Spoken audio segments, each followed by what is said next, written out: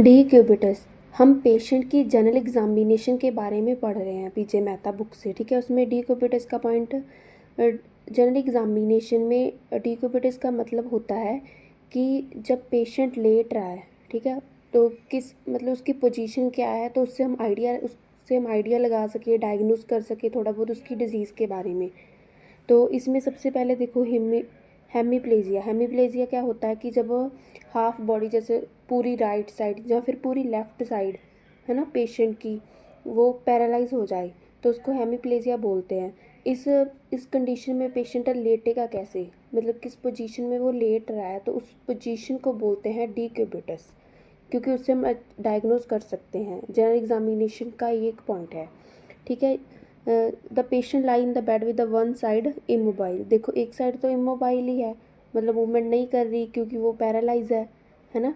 तो the affected arm, और जो साइड पैरालाइज है वो आर्म फ्लैक्स होगी। फ्लैक्स एंगल डिक्रीज होना। एक मिनट, इसकी पिक्चर आपको दिखा देते हैं। Flex and the affected leg externally rotated और एक्सटेंडेड होगी, ठीक है। ये देखो, ये उसकी एग्जैक्ट पिक नहीं है क्योंकि ये पर्सन या पेशेंट लेटा हुआ नहीं है, ठीक है। इसकी एग्जैक्ट पिक मिली नहीं नेट पे मुझे, ठीक है। ये हेमीप्लेजिक कंडीशन है, मतलब फ्लैक्स आर्म फ्लैक्स होगी ऐसे मुड़ी हुई, ठीक है। मतलब दो जब चीज़ों के बीच, जैसे वन सरफेस और टू, इनके बीच जब एंगल डिक्रीज होता है ना तो उसको फ्लैक्शन कहते हैं। आपने मूवमेंट्स पढ़ रखी होगी, ठीक है, बॉडी की। उसके बाद ये देखो, लेग है बाहर की तरफ होगी, आउटवर्ड रोटेटेड और एक्सटेंडेड बाहर की तरफ होगी, ठीक है। ये उसकी एग्जैक्ट पिक नहीं है क्योंकि इसमें पर्सन लेटा हुआ नहीं है, पेशेंट। ये तो होगी हेमीप्लेजिया की कंडीशन, ठीक है। उसके बाद मेनिंजाइटिस।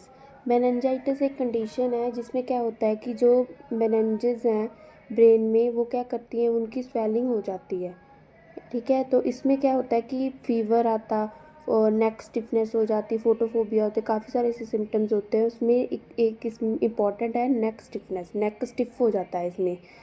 तो पेशेंट की इसमें नेक स्टिफ सी रहेगी और वो एक पोजीशन में होगा, उसको बोलते हैं ओपिस्टोटोनस, ठीक है, ओपिस्टोटोनस। इसकी पिक है, ये देखो, ऐसे होगा पेशेंट, ऐसी पोजीशन, ठीक है उसकी।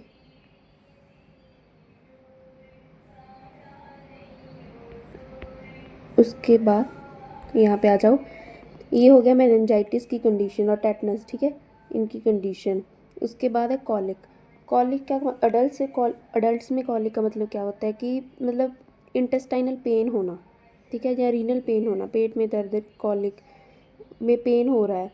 तो पेशेंट कैसे लेटा होगा, रेस्टलेसनेस होगा, रेस्टलेस एगोनी होगा। इसका मतलब क्या है, इसका मतलब है ये देखो ऐसे, बस रेस्टलेसनेस होगी उसको।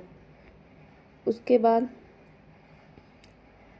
Acute inflammatory abdominal disease. देखो अब्डोमन की डिजीज़ है, पेट की डिजीज़ है। तो इसमें क्या करता है कि जब patient lie on the back, जैसे लेटा हुआ पेशेंट, ठीक है, quickly with the leg drawn up, मतलब लेग्स को ऐसे फ्लेक्स करेगा, पेट की तरफ करेगा। लेग्स को पेट की तरफ क्यों करेगा, क्योंकि उससे क्या है, पेट की जो मसल है वो रिलैक्स हो जाएगी। अगर पेट की मसल थोड़ी रिलैक्स होगी तो अब्डोमन में पेन कम होगा, ठीक है। उसके बाद है कार्डियो रेस्पिरेटरी एम्बेरसमेंट। इसमें क्या होता है, देखो कार्डियो रेस्पिरेटरी, इसमें ना थोड़ा पेशेंट सिटिंग पोजीशन में जाना ज़्यादा प्रेफर करेगा, क्योंकि जब वो सिटिंग पोजीशन में होगा, सिटिंग अप पोजीशन में होगा, तब उसको कंफर्टेबल लगेगा सांस लेना। रेस्पिरेटरी से रिलेटेड है ना, कार्डियो रेस्पिरेटरी में उसको सांस लेना थोड़ा आसान होगा, ठीक है। This position is assumed in abdominal distension and ascites when intra abdominal pressure is raised. ये पोजीशन उसमें भी देखने में मिलती है abdominal डिस्टेंशन में, जब क्या होता है abdomen का प्रेशर ज़्यादा बढ़ जाता है, ठीक है। तो पेशेंट को थोड़ा बैठना कंफर्टेबल लगता है, उसको लेटे रहने में बड़ी दिक्कत होती है। जब वो लेटता है तो उसको सांस लेने में कठिनाई ज़्यादा होती है, ठीक है। उसके बाद आ गया निमोनिया एंड प्लूरेसी। ये बड़ी इंपॉर्टेंट अच्छी कंडीशन है। इसमें पता क्या होता है कि पेशेंट इज़ मोस्ट कंफर्टेबल कब होता है, जब वो जिस साइड पे है ना प्लूरेसी है, जिस साइड फ्लूइड फील्ड वगैरह है, ठीक है, मतलब समझो राइट लंग की साइड है, ठीक है, तो पेशेंट राइट साइड ही लेटेगा, उससे साइड जिस साइड इफेक्टेड है ना, जिस साइड प्लूरेसी वगैरह है, दिक्कत है लंग में, उससे साइड लेटेगा। इससे क्या होता है, मूवमेंट कम होती है, तो उसको पेशेंट को आराम मिलता है, तो ये उसकी पोजीशन हो जाती है, ठीक है। निमोनिया और प्लूरेसी में जो साइड ज़्यादा इफेक्टेड है, जो साइड इफेक्टेड है उसकी साइड लेटना।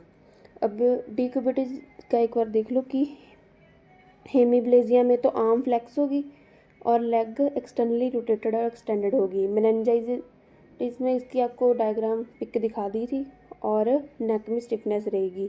कॉलिक में क्या होगा, कॉलिक में पेशेंट रेस्टलेसनेस होगा। अबडोमेन में पेशेंट लेग्स को अपने पेट की तरफ करेगा ताकि पेट की मसल रिलैक्स हो जाए।